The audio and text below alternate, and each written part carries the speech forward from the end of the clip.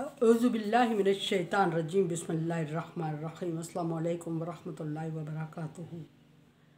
सूरह त्वाहा है मेरे सामने और सूरह त्वाहा की आयत नंबर 92 है, पारा नंबर 16 है, रुकू नंबर 14 है।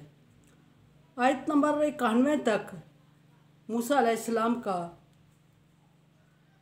बनी इसराइलियों को हारून अलैहिस्सलाम के हवाले करके अल्लाह तबारक व तआला के बुलाने पे चले जाना और वापसी पे आना और सारी कौम को गुमराह पाना और फिर गुमराही की वजह मालूम करना।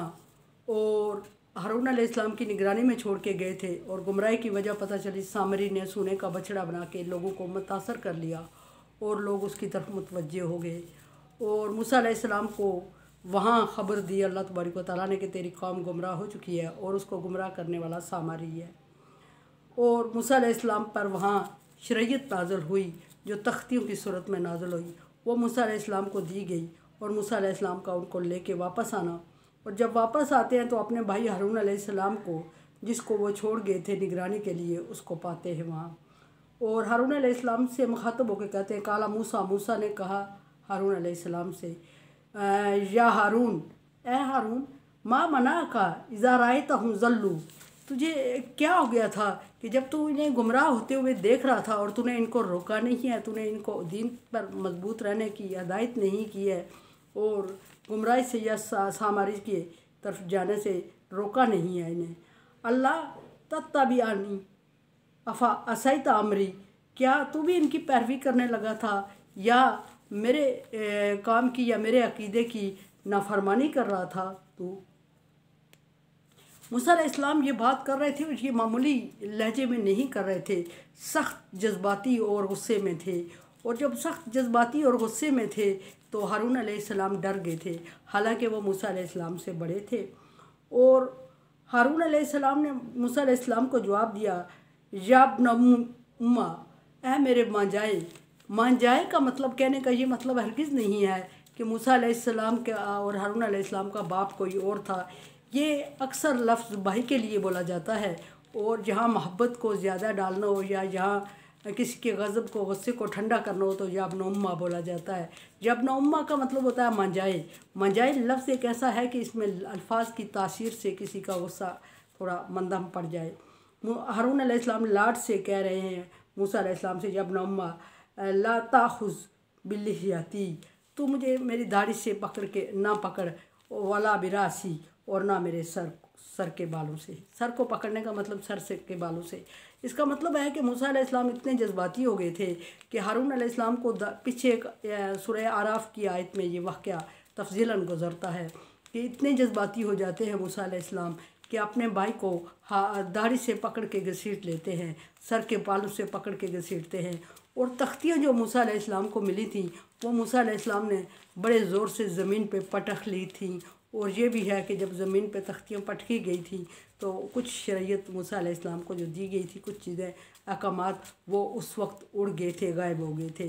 ज़ाहिर नाकदरी थी अल्लाह तबारक व तआला के कलाम की, जो अल्लाह तबारक व तआला को पसंद नहीं आई।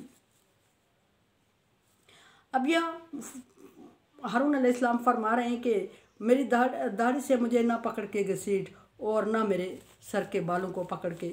उस जगह सूरह आराफ में ये भी फरमाया हारून अलैहिस्सलाम ने कि मुझे लोगों के सामने तमाशा मत बना, यानी कि छोटा भाई बड़े भाई को मार दाड़ कर रहा है और उसको दाढ़ी और सर के बालों से पकड़ के घसीट रहा है, तो ये रसवा और जलील होने की अलामत है।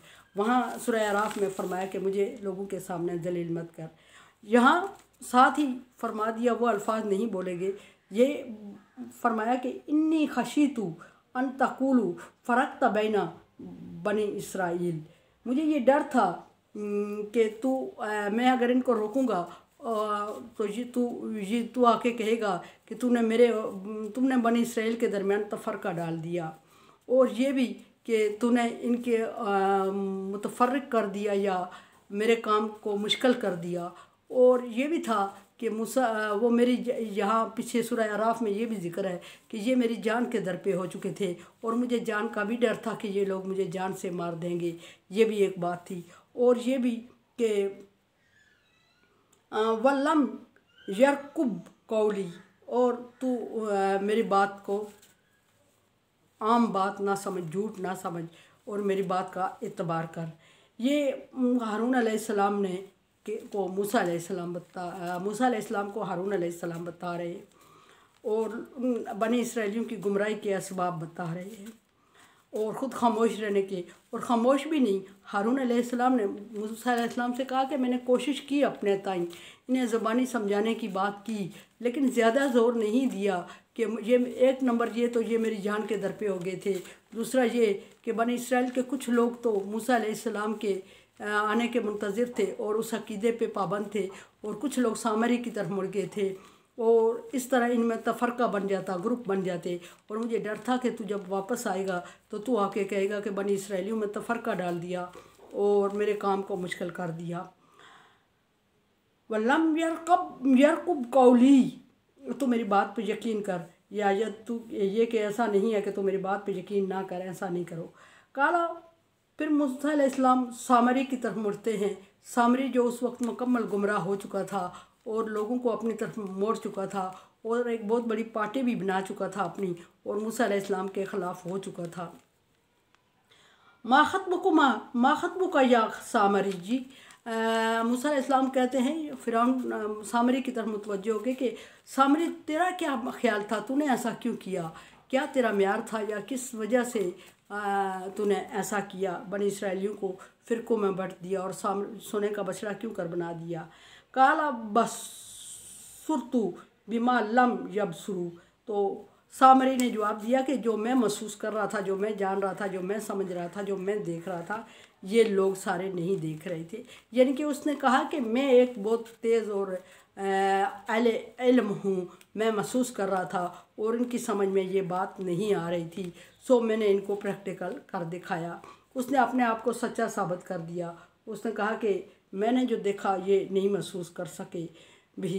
फ़क़बज़्तु क़ब्ज़तन मिन असर रसूल, सो मैंने जिब्रील अलैहिस्सलाम, रसूल से मतलब यहाँ फरिश्ते के घोड़े के पाँव के नीचे से, सुम के नीचे से मट्टी उठा ली थी, और जब मट्टी उठा ली फ़नबज़्तुहा वकज़ालिका सव्वलत ली नफ्सी, और इस तरह मेरे दिल ने मुझे इल्का की, दिल ने मुझे समझाया, मेरे दिल में ये बात आई, और मैंने जब वो मट्टी उठा के संभाल ली थी और मैंने कहा था इसको मैं किसी मिशन के लिए इस्तेमाल करूँगा, और वो मट्टी मेरे पास थी, और जब वो मट्टी मेरे पास थी तो सो बनी इसराइलियों ने जब ज़ेवरात उतार के फेंके, उनको भी सामरी ने तैयार किया। बनी इसराइलियों ने जब ज़ेवरात उतार के फेंके तो मैंने वो उस पर आग लगा दी उन्होंने, और वो जल रहा था, मैंने वो मट्टी उसमें डाल दी। सो मट्टी और सोना मेल्ट हुए, जब पिघलने से, सोना पिघलने से तो वो नरम पड़ गए, और नरम पड़ गए तो मेरे दिल ने मुझे इस तरफ आमादा किया कि इससे तो कोई कारआमद चीज़ बना ले। सो मैंने इसको शेप देना शुरू कर दी, और जब शेप दी मैंने इसको तो ये खूबसूरत बछड़े की शेप में आ गया। और ये भी कहा जाता है कि सामरी गौशाला परस्ती में था, ये किसी ऐसी कौम से आया था, दूर से आया था, दूर दराज से, सामर से आया था। बाद लोगों का ख्याल कुछ किसी और बस्ती की तरफ भी है, वहाँ गाय परस्ती की जाती थी। सो इसके दिल में, इसके जहन में रच बस गई थी बछड़े की मोहब्बत। सो इसने गले हुए सोने को देख के भी कोई और चीज़ उसके जहन में नहीं आई, फ़ौरन उस गाय की याद आई जिसकी ये पूजा करते थे, बछड़े की। सो इसने यहाँ भी बछड़ा बना दिया, और जब बछड़ा बना दिया तो फिर उसमें एक सिस्टम नस्ब किया या ऐसा सुराख छोड़ा जिससे हवा के ज़रिए से आवाज़ें आने लग गई, और जब आवाज़ें आने लग गई तो इसने बनी इसराइल को इस तरफ मोड़ दिया और मोटिवेशन देते हुए कहा कि मूसा अब नहीं आएगा, और वो भी इसी की तलाश में निकला हुआ है। सो ये आपके पास आ पहुँचा है और आप इसकी इबादत करें। सो उस वक्त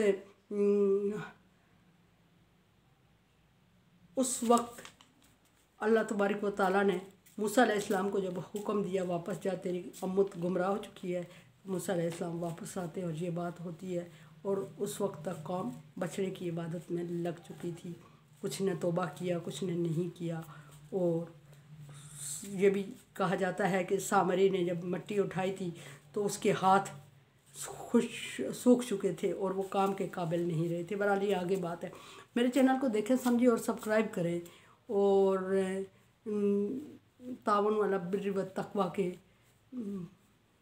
कॉल के तहत नेकी और अच्छाई के काम अगर समझते हैं तो तावन करें, अदरवाइज़ मैं आपकी राय की मुंतज़िर हूँ। अल्लाह हाफिज़।